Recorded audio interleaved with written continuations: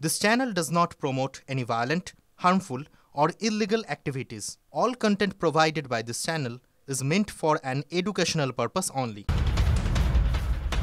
হাইকোর্টের বিচারপতি বিশ্বজিৎ বসুর ছবি নিয়ে বিক্ষোভ, ছবির উপরে পা তুলে প্রতিবাদ। কুণাল ঘোষদের আদালত অবমাননা মামলায় আচরণের তীব্র সমালোচনা হাইকোর্টের। আপনারা জানেন সেই আদালত অবমাননার মামলা এসেছিল তার কারণ আইনজীবীদের ছবির উপরে পা দিয়ে প্রতিবাদ হয়েছিল। এবার সেই ঘটনার অর্থাৎ ওই আইনজীবীদের পা দিয়ে প্রতিবাদ করার ঘটনা নিয়ে আদালত অবমাননার মামলা গ্রহণ করায় খোদ আদালতের বিচারপতির ছবির উপর পা দিয়ে প্রতিবাদ। প্রতিবাদের নামে কি ভয়ঙ্কর গুন্ডামি!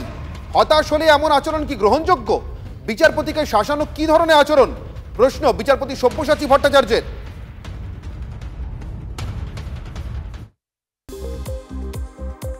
তৃণমূলের 21শে জুলাইয়ের আগে এবার হুমায়ুনের অগস্ট হুঙ্কার। 15ই অগস্টের পর থেকে খেলা শুরু করব।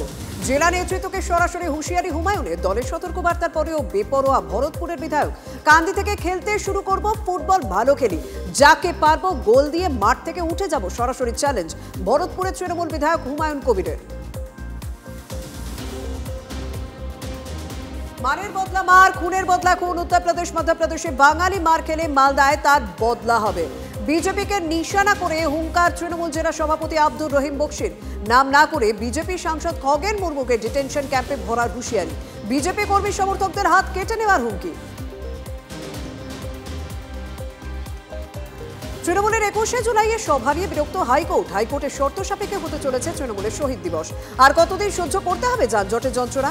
পুলিশ কমিশনার মুচলেখা দিয়ে বলুন কোনো যানজট হবে না। মন্তব্য বিচারপতি তীর্থঙ্কর ঘোষের। শহীদ মিনার বা ব্রিগেডে সভা করা যায় কিনা দেখুন রাজ্যকে পরামর্শ বিচারপতি তীর্থঙ্কর ঘোষের। 21শে জুলাই উত্তরকন্যা অভিযান করার অনুমতি পেলেন শুভেন্দু অধিকারী। শর্ত সাপেক্ষে অনুমতি কলকাতা হাইকোর্টের। 3 বাতি মোড় থেকে চুনাভাটি মোড় পর্যন্ত করা যাবে এই মিছিল। 100 জনের বেশি লোক নিয়ে মিছিল করা যাবে না, নির্দেশ বিচারপতি তীর্থঙ্কর ঘোষের। তবে সভায় 10,000-এর মানুষের জমায়েত হতে পারে জানিয়েছে হাইকোর্ট। দুর্গাপুরে সভা করবেন প্রধানমন্ত্রী, সভায় যাচ্ছেন না দিলীপ ঘোষ। মেদিনীপুর জোনের সভা হলে যাব, ঘনিষ্ঠদের জানিয়েছেন দিলীপ ঘোষ। পার্টিকে তিনি বিড়ম্বনায় ফেলতে চান না, সে কারণে দুর্গাপুরের সভায় যাচ্ছেন না, ঘনিষ্ঠ মহলে জানিয়েছেন দিলীপ ঘোষ।